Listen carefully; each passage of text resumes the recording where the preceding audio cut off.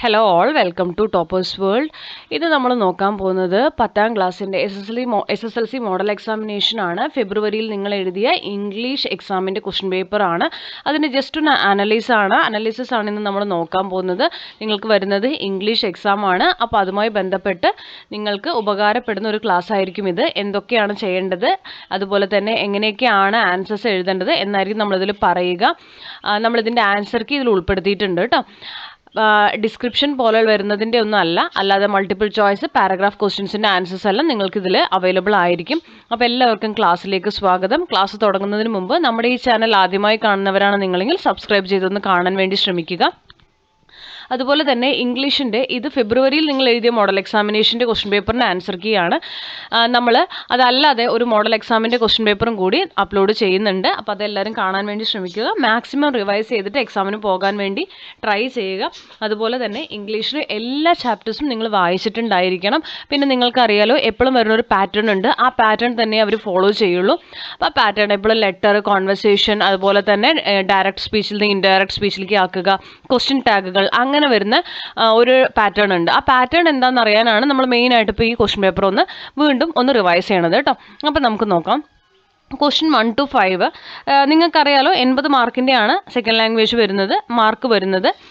Read the excerpt from trills and ത്രിൽസിൽ നിന്നുള്ളതാണ്. Bird watching in India and answer the questions that follow.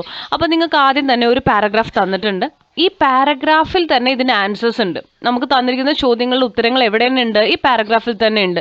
ചോദ്യം വായിച്ചു നോക്കൂ. What question is commonly posed to doctor Salim Ali about his life as a bird watcher?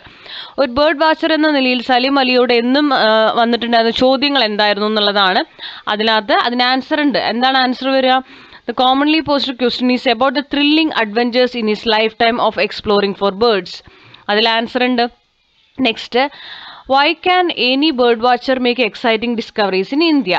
Answer, because India has a rich and varied bird life. അപ്പോൾ എപ്പോഴും ഇങ്ങനത്തെ questions വരുമ്പോൾ നിങ്ങൾ പുറത്ത് പോയി ആൻസർ തപ്പേണ്ട കാര്യമില്ല, അതായത് നിങ്ങൾ ആലോചിച്ചിരിക്കേണ്ട കാര്യമില്ല എന്നാണ് പറഞ്ഞത്. ഇതിൽ തന്നെ അതിൻ്റെ ഉത്തരങ്ങൾ ഉണ്ടായിരിക്കും. ആ പാരഗ്രാഫിൽ തന്നെ അതിൻ്റെ ഉത്തരങ്ങൾ ഉണ്ടായിരിക്കും. നിങ്ങളത് ജസ്റ്റ് ഒന്ന് വായിച്ചു കഴിഞ്ഞാൽ നിങ്ങൾക്ക് അതിന് ആൻസർ കിട്ടും. ദാ ഇവിടെ തന്നെ കണ്ടോ, ഇതിൻ്റെ ഉത്തരങ്ങൾ ഇതിൽ തന്നെ ഉണ്ട്. ദാ thrilling adventures in a life time of exploring for birds കണ്ടോ. അപ്പോൾ അതുപോലെ തന്നെ നമുക്ക് ആൻസേഴ്സ് ഇതിൽ വായിച്ചു കഴിഞ്ഞാൽ നിങ്ങൾക്ക് കിട്ടും. അടുത്തതിൻ്റെ ആൻസർ കണ്ടോ. ദാ What aspect does the author find most refreshing in this passage? Bird watching as a hobby is growing in popularity. Why does the author describe ornithology as one of the most peaceful pursuits? ഉത്തരം എന്താ? Because ornithology is generally a peaceful pursuit, though it has excitement and thrills. അടുത്തത്, what humorous conclusion does the author draw from the unusual behavior of the birds? Birds had not read the textbooks.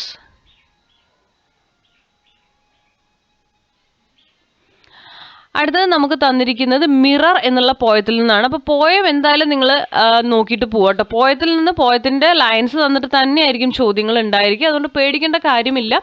Poetry നിങ്ങൾ നോക്കൂ. What is the mirror compared to in the given സ്റ്റാൻസയാണ്. മിററിനെ എന്തുമായിട്ടാണ് compare ചെയ്തിരിക്കുന്നതെന്നാണ്. മിററിനെ എന്തുമായിട്ടാണ്? ലേക്കുമായിട്ടാണ് ഇവിടെ കമ്പയർ ചെയ്തിരിക്കുന്നത്. ഇതാണ്ടോ lake. Why does the mirror call the candles and the moon liars? They hide the truth about aging. What does the expression like a terrible fish suggest? Like a terrible fish എന്നുള്ളതിൻ്റെ expression എന്താണ്? Fear of ageing ആണ്. What does the woman search for when she looks into the lake-like mirror? She searches for her true self, her real identity, what she really is. അപ്പോൾ നിങ്ങൾ ഈ mirror എന്ന poem വായിക്കുമ്പോൾ ആ പോയത്തിൻ്റെ അപ്രിസിയേഷനും കൂടി ഒന്ന് വായിച്ചിട്ട് വരിക കേട്ടോ. എക്സാമിന് പോവുക. കാരണം എന്താ വെച്ചാൽ അപ്രിസിയേഷൻ വായിക്കുമ്പോൾ നമുക്കതിൻ്റെ മീനിങ്, ഇൻഡയറക്റ്റ് മീനിങ്സ് എന്താണെന്ന് മനസ്സിലാവും. അപ്പോൾ നിങ്ങൾക്ക് പോയം വായിക്കുമ്പോൾ ഒന്നും അറിയാത്തൊരവസ്ഥ വരില്ല. പോയം വായിക്കുക, അതിൻ്റെ മീനിങ്സ് ഉണ്ടാവുമല്ലോ, നിങ്ങൾക്ക് നോട്ട് എഴുതി തന്നിട്ടുണ്ടാവും, അപ്രിസിയേഷൻ ഉണ്ടായിരിക്കും. അതുകൂടി ഒന്ന് വായിച്ചിട്ട് പോകാൻ വേണ്ടി ശ്രമിക്കുക. അടുത്തത് നോക്കൂ. നമുക്ക് തന്നിരിക്കുന്നത് അനദർ ഡേ ഇൻ പാരഡൈസിൽ നിന്നുള്ള പോയട്രി ആണ്. റൈറ്റ് ആൻഡ് അപ്രിസിയേഷൻ ആണ് എഴുതാൻ പറഞ്ഞിരിക്കുന്നത്. Discussing the theme, imagery, poetic techniques, tone and contemporary relevance എല്ലാം വെച്ചിട്ട് വേണം എഴുതാൻ. അതായത് ആദ്യം തന്നെ നിങ്ങൾ അനദർ ഡേ ഇൻ പാരഡൈസിന്റെ അപ്രിസിയേഷൻ നന്നായി വായിക്കുക. നിങ്ങളുടെ നോട്ട്ബുക്കിൽ ഉണ്ടായിരിക്കുമല്ലോ, ഇല്ലെങ്കിൽ നിങ്ങൾ ഗൂഗിളോ എന്തെങ്കിലും സെർച്ച് ചെയ്തിട്ട് അനദർ ഡേ ഇൻ പാരഡൈസിന്റെ അപ്രിസിയേഷൻ ഒന്ന് വായിക്കാൻ വേണ്ടി ശ്രമിക്കുക. എന്നിട്ട് എന്ത് ചെയ്യുക, അതിന്റെ തീം, അതിലൊരു തീം ഉണ്ടാവും, ആ തീം വായിക്കുക. ഇമേജറി, കുറേ ഇമേജറി പറഞ്ഞിട്ടുണ്ടാവും, അതെല്ലാം നോക്കുക. പോയറ്റിക് ടെക്നിക്സ് ആയിട്ടുള്ള, നിങ്ങൾക്കറിയാം എന്തൊക്കെയാണ് പോയറ്റിക് ടെക്നിക്സിൽ വരിക, ഇലിട്രേഷൻ വരും അല്ലേ, അങ്ങനത്തെ കാര്യങ്ങളൊക്കെ വരുന്നുണ്ടായിരിക്കും. അപ്പോൾ ഗ്രാമാറ്റിക് ആയിട്ടുള്ള കാര്യങ്ങൾ എവിടെയൊക്കെയാണ്, അലിട്രേഷൻ, പിന്നെ അതുപോലെ തന്നെ റിപ്പീറ്റ് ചെയ്ത് വരുന്ന കുറേ പോയറ്റിക് ഡിവൈസസ് ഉണ്ട്, അതെല്ലാം ഒന്ന് പഠിച്ചിട്ട് പോകാൻ വേണ്ടി ശ്രമിക്കുക. പിന്നെ ഇതിൽ റൈമിങ് സ്റ്റാൻസസ്, റൈമിങ് വേർഡ്സ് വരുന്നുണ്ടായിരിക്കും. അപ്പം അങ്ങനെയുള്ള കാര്യങ്ങളൊക്കെ ഒന്ന് വായിച്ചിട്ട് പോവുക കേട്ടോ. അതല്ലെങ്കിൽ നിങ്ങൾക്ക് here are 2 excerpts from the play Julius സീസറിൽ നിന്ന് തന്നിട്ടുണ്ട്. There are the words of Brutus and Mark Antony delivered on the occasion of Caesar's funeral. സീസറിന്റെ മരണാനന്തര ചടങ്ങ് നടക്കുന്ന സമയത്ത് ജൂലിയസ് സീസറും മാർക്ക് ആന്റണിയും ബ്രൂട്ടസും തമ്മിലുള്ള ഒരു എന്താണ് അവിടെ തന്നിരിക്കുന്നത്, അവർ പറയുന്ന കാര്യങ്ങൾ അല്ലേ, അവരുടെ കാര്യങ്ങൾ, അതിൽ ആ ചാപ്റ്ററിൽ വരുന്ന അവരുടെ കുറച്ച് പോയിന്റ്സ് ഉണ്ട്, അതാണ് തന്നിരിക്കുന്നത്. എന്നിട്ട് നിങ്ങൾ എന്ത് ചെയ്യണം, read dum carefully and prepare A paragraph comparing the theme of both speeches. രണ്ട് സ്പീച്ചസിലും വരുന്ന തീം കമ്പയർ ചെയ്ത് ഒരു പാരഗ്രാഫ് നിങ്ങൾ എഴുതണം. ഇതാണ് നിങ്ങളോട് പറഞ്ഞിരിക്കുന്നത്. അപ്പോൾ നിങ്ങൾ മാർക്ക് ആന്റണി പറയുന്നതും ബ്രൂട്ടസ് പറയുന്നതും വായിച്ചു നോക്കിയിട്ട് അത് എഴുതുക. അപ്പോൾ ആ ചാപ്റ്ററും നന്നായിട്ട് നിങ്ങൾ വായിച്ച് വെച്ചിട്ട് വേണം. ഇതിൽ ഒരു കാര്യം പറയാനുള്ള എന്താ വെച്ചാൽ, ഇംഗ്ലീഷ് സബ്ജക്ട്സ്, മലയാളം സബ്ജക്ട്സ് ഒന്നും നിങ്ങൾ ബൈഹാർട്ട് ചെയ്ത് പോയിട്ട് യാതൊരു കാര്യമില്ല. നിങ്ങൾ എന്ത് ചെയ്യണം, നന്നായിട്ട് ചാപ്റ്റർ വായിച്ച് മനസ്സിലാക്കിയിട്ട് പോകുക. മാക്സിമം ഓൺ വേർഡ്സിൽ എഴുതുന്നതായിരിക്കും ഇംഗ്ലീഷിനൊക്കെ ബെറ്റർ.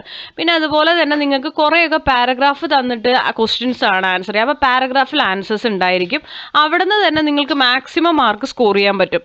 ഓക്കെ, പിന്നെ നമുക്ക് വരുന്നത് ഗ്രാമർ ഭാഗമാണ്. ഗ്രാമർ ഭാഗം കുറച്ച് നോക്കിയിട്ട് പോയി കഴിഞ്ഞാൽ നിങ്ങൾക്ക് അതും നല്ല രീതിയിൽ മാർക്ക് സ്കോർ ചെയ്യാൻ പറ്റും. അങ്ങനെ A+ കിട്ടാൻ ഈസിയാണ് നിങ്ങൾക്ക്. Read the passage given below and answer the questions that follow ആണ്. തന്നിരിക്കുന്ന പാരഗ്രാഫ് വായിച്ചിട്ട് ആൻസർ ചെയ്യാനാണ്. കണ്ടോ, ഇത് മെഗൈൻ അതേപോലത്തെ ക്വസ്റ്റ്യൻ ആണ്. 11 മുതൽ 14 വരെ നമുക്ക് എന്ത് കിട്ടും, ഈ പാരഗ്രാഫിൽ നിന്ന് ആൻസർ കിട്ടും. ക്വസ്റ്റ്യൻ നോക്കൂ. According to the passage, excessive screen time mainly effect students by reducing concentration and disturbing sleep. What happens when students use mobile phones late at night? Using phones late at night suppresses melatonin and makes students tired and unfocused. Read the following statements carefully ആണ്. തന്നിരിക്കുന്നത് വായിച്ച് answer പറയാനാണ്. Option C ആണ് correct ആയിട്ടുള്ള ഉത്തരം. What is mean by the term digital dependence as used in the passage? Digital dependence എന്ന് പറഞ്ഞാൽ mobile, digital ഡിവൈസിന് കൂടുതൽ അടിമപ്പെടുകയാണ് ഇപ്പോഴത്തെ ജനറേഷൻ, നമ്മളടക്കമുള്ള എല്ലാവരും അല്ലേ. Digital dependence means becoming mentally dependent or addicted to mobile phones and digital devices. The condition of being restless or anxious when phones are out of reach. അടുത്തത് നോക്കൂ. 15 നിങ്ങൾക്ക് A ക്വസ്റ്റ്യനും B ക്വസ്റ്റ്യനും ഉണ്ട്. നിങ്ങൾക്ക് ഏതെങ്കിലും ഒന്ന് ആൻസർ ചെയ്താൽ മതിയായിരിക്കും. 15 A ക്വസ്റ്റ്യൻ എന്ന് പറയുന്നത് ഒരു റിവ്യൂ ആണ്. Review of the story beloved balls ആണ്. നിങ്ങൾക്ക് അവിടെ ഹിന്റുകൾ തന്നിട്ടുണ്ട്. Teresa, Polish lady, sense of alienation പറഞ്ഞിട്ട് നിങ്ങൾക്ക് എന്ത് തന്നിട്ടുണ്ട്, ആ ഹിന്റ് തന്നിട്ടുണ്ട്. ഹിന്റ് തന്നെ നിങ്ങളൊന്ന് കറക്റ്റായിട്ട് ഒന്ന് വായിച്ച് ഗ്രാമറൊക്കെ ചേർത്ത് എഴുതി കഴിഞ്ഞ്, ഈസ് വാസൊക്കെ ചേർത്തി കണക്ഷനായിട്ട് കണക്റ്റിംഗ് ഗ്രാമറൊക്കെ കൊടുത്ത് എഴുതി കഴിഞ്ഞാൽ നിങ്ങൾക്ക് എന്തായി, സ്റ്റോറിയുടെ റിവ്യൂ ആയി. അതല്ലെങ്കിൽ നിങ്ങളൊരു സ്പീച്ച് തയ്യാറാക്കുക. When conscience speaks louder than fear എന്നുള്ള സ്പീച്ചാണ്. അതിനും നിങ്ങൾക്ക് അവർ ഹിന്റ് തന്നിട്ടുണ്ട്. അപ്പം ഇങ്ങനെയുള്ള ചോദ്യങ്ങളാണ് നമ്മൾ പഠിച്ചിട്ട് പോയിട്ട് നമ്മൾ ബൈഹാർട്ട് ചെയ്തിട്ട് പോയി കഴിഞ്ഞാൽ നമുക്ക് ചിലപ്പോൾ കിട്ടിയെന്ന് വരില്ല. അപ്പം നിങ്ങൾ എന്ത് ചെയ്യണം, അപ്പോഴത്തെ നിങ്ങളുടെ ഒരു മൈൻഡ് സെറ്റ് അനുസരിച്ച് നിങ്ങൾ എന്ത് ചെയ്യണം, കാമായിട്ടിരുന്ന് ആലോചിച്ച് എന്ത് ചെയ്യാൻ ശ്രമിക്കുക. ഈ ഹിന്റുകളെല്ലാം വെച്ചിട്ട് എത്ര മാർക്കാണ് ആ മാർക്കിനനുസരിച്ചിട്ട് എഴുതാൻ വേണ്ടി ശ്രമിക്കുക കേട്ടോ. ഒരു 4 മാർക്കൊക്കെ ആണെങ്കിൽ അര പേജിൽ കൂടുതലൊക്കെ എഴുതാൻ വേണ്ടി ശ്രമിക്കുക. 16A B ക്വസ്റ്റ്യൻ 6 മാർക്കിന്റെ ആണ് കേട്ടോ വരുന്നത്. അപ്പോൾ A or B നിങ്ങൾക്ക് എഴുതാം. ആദ്യം തന്നെ വരുന്നത് ഗേഡി മോപ്പാസൻസിന്റെ എ പീസ് ഓഫ് സ്ട്രിങ്. അയാൾ ആരുടെയാണ്? ക്യാരക്ടർ സ്കെച്ച് ഹോ ചിക്കോമിന്റെ ആണ്. അപ്പോൾ ആ ഒരു ക്യാരക്ടർ സ്കെച്ചാണ്. അപ്പം നിങ്ങൾ അങ്ങനെയുള്ളതിലൊക്കെ ക്യാരക്ടർ സ്കെച്ചിൽ ഹിന്റുകൾ തന്നിട്ടില്ല അല്ലേ. അപ്പോൾ ആരുടെയെങ്കിലും ഒരാളുടെ ക്യാരക്ടർ സ്കെച്ച് ഉണ്ടായിരിക്കും ഹിന്റ് തരാണ്ട്. മെയിനായിട്ട് ഈ ഒരു പീസ് ഓഫ് സ്ട്രിങ്ങിൽ നിന്ന് തന്നെ ആയിരിക്കും ചോദ്യം മാക്സിമം വരിക. അതൊന്ന് പഠിച്ചു വെച്ചിരിക്കുക. പിന്നെ വരുന്നത് എന്താണ് B, prepare a narrative based on the speech breaking barriers ആണ്. Speech breaking barriers, I will fly, tracing Srikanth Bolla's journey as you. അപ്പോൾ ഒരു നറേറ്റീവ് ഇവിടെ തയ്യാറാക്കണം. ഇങ്ങനെയുള്ളതിലും നിങ്ങൾ ആ ചാപ്റ്റർ വായിച്ചു വെക്കേണ്ടത് അനിവാര്യമാണ്. ഇവിടെ ഒന്നും ഹിൻറ്റുകളില്ലാത്ത ഭാഗമാണ് കേട്ടോ. 6 മാർക്കിന് വരുമ്പോൾ നമുക്ക് ഹിൻ്റ് ഇല്ല. ക്യാരക്ടർ സ്കെച്ച്, നറേറ്റീവ് ഒക്കെ നിങ്ങൾ അങ്ങനെ എഴുതേണ്ടതാണ്. പിന്നെ നോക്കൂ 17A ഓർ ബി ആണ്. 17A ഒരു ന്യൂസ് ആർട്ടിക്കിൾ ആണ്. Capturing the emotional journey of the parents in war, focus on the themes of loss, endurance and the unseen pain caused by war. അപ്പോൾ യുദ്ധം ഉണ്ടാക്കുന്ന ആ ഒരു നഷ്ടം, ആ ഒരു പെയിൻ, ഇതെല്ലാം വെച്ചിട്ട് ഒരു ന്യൂസ് ആർട്ടിക്കിളാണ് നിങ്ങൾ ഉണ്ടാക്കുന്നത്. ന്യൂസ് പേപ്പർ റിപ്പോർട്ടല്ല, ന്യൂസ് ആർട്ടിക്കിളാണ് ഉണ്ടാക്കേണ്ടത് കേട്ടോ. അപ്പോൾ അങ്ങനെയുള്ളതിൽ നമ്മൾ നമ്മുടെ കയ്യിൽ നിന്ന് കുറേ പോയിന്റുകൾ എടുത്ത് എഴുതേണ്ടി വരും. 6 മാർക്കാണ്, വിട്ട് കളയരുത്. അറിയില്ലെങ്കിലും, ഗ്രാമർ അറിയില്ലെങ്കിലും നിങ്ങൾക്ക് അറിയുന്നത് നിങ്ങൾ എഴുതി വെക്കുക കേട്ടോ. വാറിനെ കുറിച്ച് എന്തെങ്കിലുമൊക്കെ നിങ്ങൾക്ക് അറിയണ്ടാവില്ലേ? അപ്പോൾ ഇങ്ങനെയുള്ള ചോദ്യങ്ങളാണ് വരിക. വാറിനെ കുറിച്ച് തന്നെ ആയിരിക്കും നമുക്ക് പറയാൻ പറ്റില്ല, ഏത് ചാപ്റ്ററിൽ നിന്ന് വേണമെങ്കിലും ചോദിക്കാം. അപ്പോൾ നിങ്ങൾ എന്ത് ചെയ്യണം?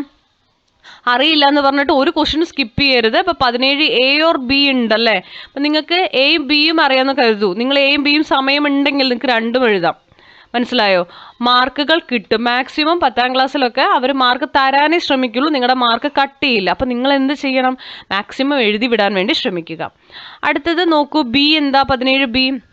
In Gabriel Garcia Marquez short story, The Old Man with Enormous Wings, the winged old man is subjected to cruelty, neglect and humiliation. Prepare an email to the editor of a newspaper describing his pathetic plight. അപ്പോൾ ഇവിടെ ഒരു email ഉണ്ടാക്കാനാണ് കണ്ടോ. അപ്പോൾ questions നമുക്ക് ഇതെല്ലാം ഒരു pattern ആണ്. ഇങ്ങനെ തന്നെയാണ് ഈ ചോദിച്ച ചോദ്യങ്ങൾ ഇതായിരിക്കണം എന്നില്ല, പക്ഷെ പാറ്റേൺ സെയിം ആയിരിക്കും. ഒരു ക്യാരക്ടർ സ്കെച്ച് ഉണ്ടായിരിക്കും, ഒരു നറേറ്റീവ് വരും, ഒരു ന്യൂസ് ആർട്ടിക്കിൾ വരും.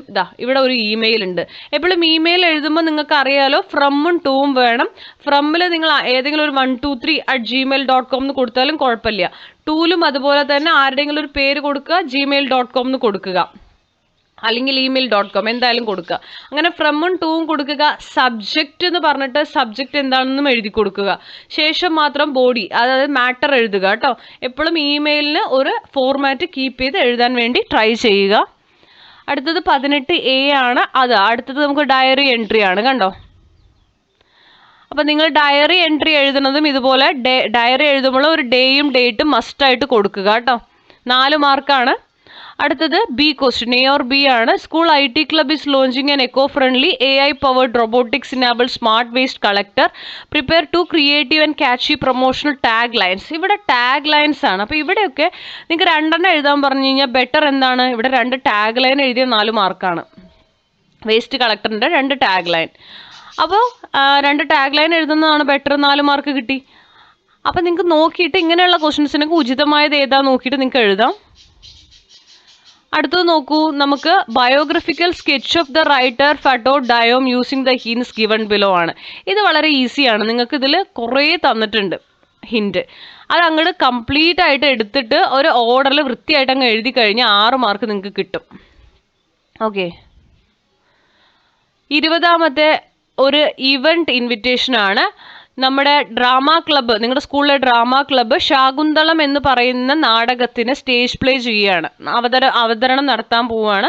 അപ്പോൾ അതിൻ്റെ ഒരു ഫോമൽ ആയിട്ടുള്ള ഇവന്റ് നടക്കാൻ പോകുന്നതിൻ്റെ ഇൻവിറ്റേഷൻ തയ്യാറാക്കണം. കുട്ടികളെ, ടീച്ചേഴ്സിനെ, പാരൻസിനെ, പബ്ലിക്കിനെയും ആ പരിപാടിയിലേക്ക് ക്ഷണിച്ചുകൊണ്ട് ഒരു ഇൻവിറ്റേഷനാണ് നിങ്ങൾ തയ്യാറാക്കേണ്ടത്.